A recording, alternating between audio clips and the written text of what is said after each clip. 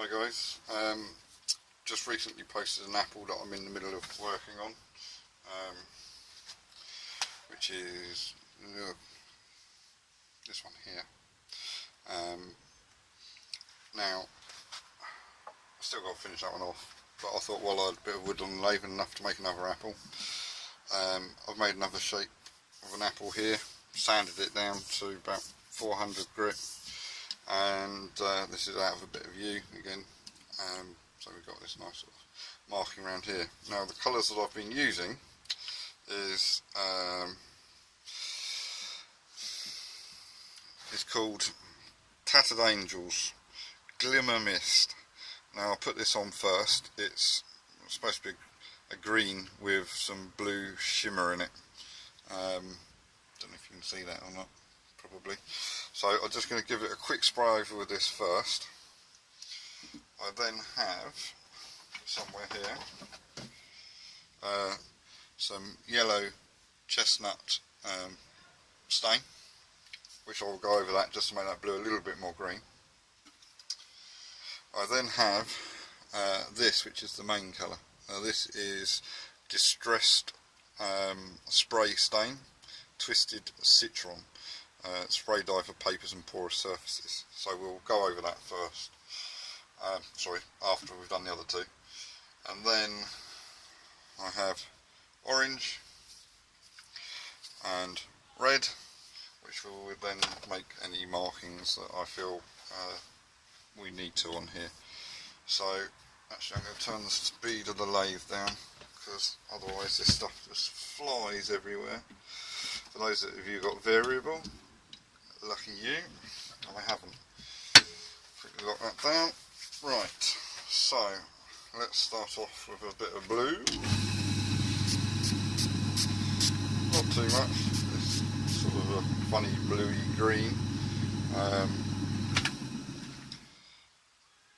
it looks absolutely rubbish like that, but don't panic, it's not over yet, as they say.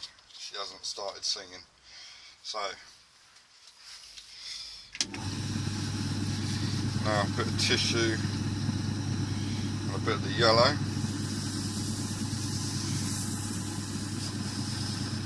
Just a bit of rub over. And that takes it to more of a sort of yellowy green base underneath. But what it should do is at the end, so there we go, there's a few sort of blotches on there, but don't worry about that, because next we go with the green mist distress stain. We're going to put quite a bit of this on. As you can see, it's now getting the colour, and that's all going straight in the middle and causing a band. But don't worry again, because we're just going to wipe it over.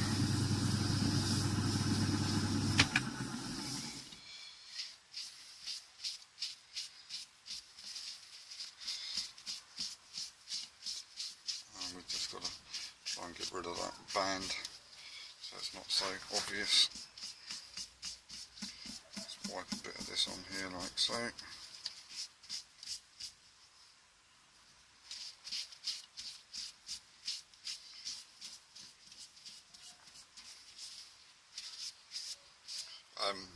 On the underneath, obviously, where you've got the heartwood, got the same colour on the bottom as well.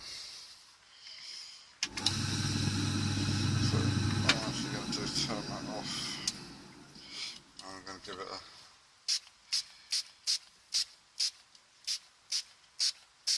another spray over.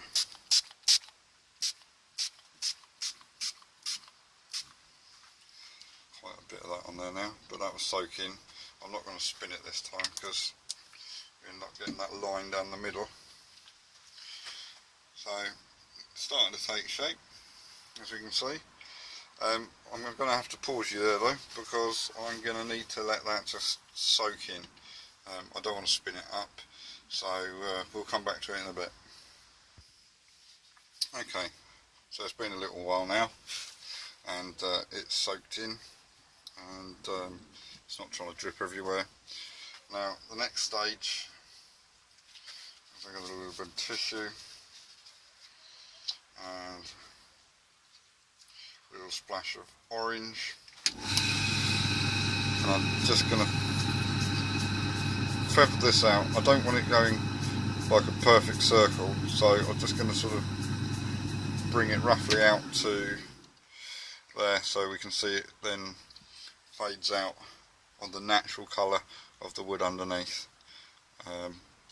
So it stops it from looking a bit like a circle, really, or hopefully it does. Orange applied, and now a bit of red just to darken up that middle. Let's grab another bit of tissue.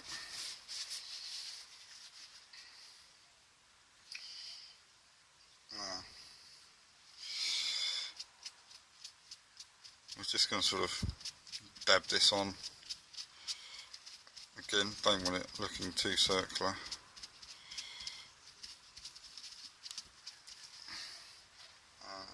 Just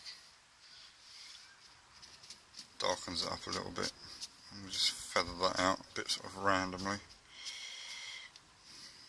So we're starting to get that orangey, that red into orange, into the natural colour of the wood there. I'm not sure if you can actually see this very well. Unfortunately my mount is that. I'll turn the light away from it a little bit, glaring a little bit. So that's basically how we're going to have the top. Now I might possibly, there we go, from over here, might just put a little red patch.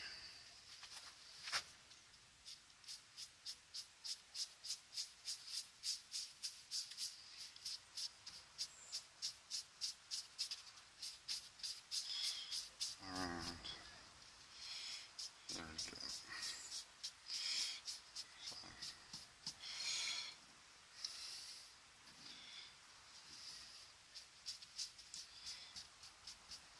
Now what will happen is it will look a bit rough on the sides, but when you've put some oil on this, which is what I'm going to do in a minute, I'm just going to now get a dry bit. I'm just going to feather around the edges, push the edges back in, like so. So we've got a red patch on the apple there. Don't think I'm going to do any more. Could actually bring that all the way down, but I think I'm going to leave it like that. So the next thing, to seal it, I'm going to be using, sorry, move the phone. This I got in a place called Dunelm, Bristol T&G is the company, food safe wood oil. Now what I like about this is it is as clear as water, so it doesn't change the colour. Can't really show you it, but unfortunately you have to take my word, it is clear as water. And another bit of tissue, and we're going to put a bit on the cloth, and I'm just going to dab this. I'm going to dab this over, because I don't, at this stage the stain can still be smeared about, and I don't want to smear it about from where it is. I want it to stay where it is. So we're just going to seal it with a bit of this.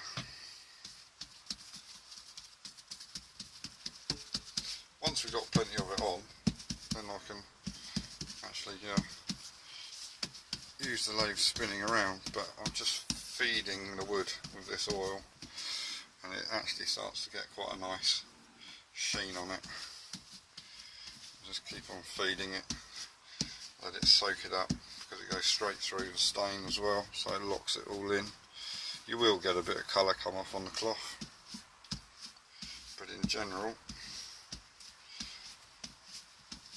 it yeah, brings it up looking rather nice. A bit more on.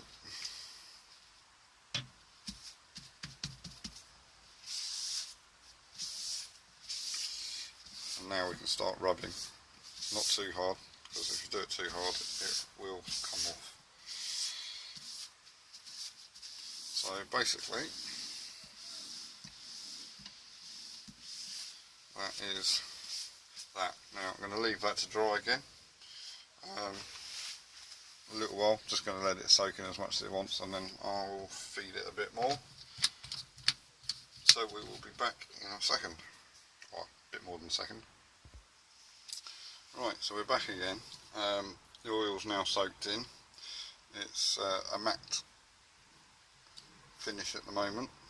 Now what I want to do to bring this out is use French polish.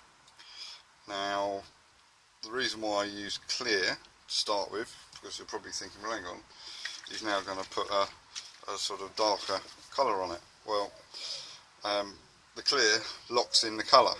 Now that sounds a bit like a washing machine detergent advert, but it locks in the colour and it doesn't discolour the stain when you're putting on the clear. So now I can go over top on the French polish, and it's not going to blend the colours in, it should all be locked in. So the idea is, if I can get this open, it's just liver on easy French polish, and I just apply it. I'm not going to apply it with the lathe running, I'm just going to apply it by hand with a good old blue tissue. Oh god, too much, not to worry.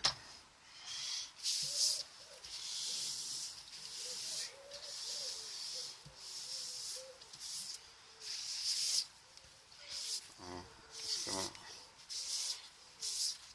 to leave that like that, and now we get that nice glossy shine. Now I'll probably do a few coats. You've got to be careful on this because it does still take off the colour. I don't know if you can see that.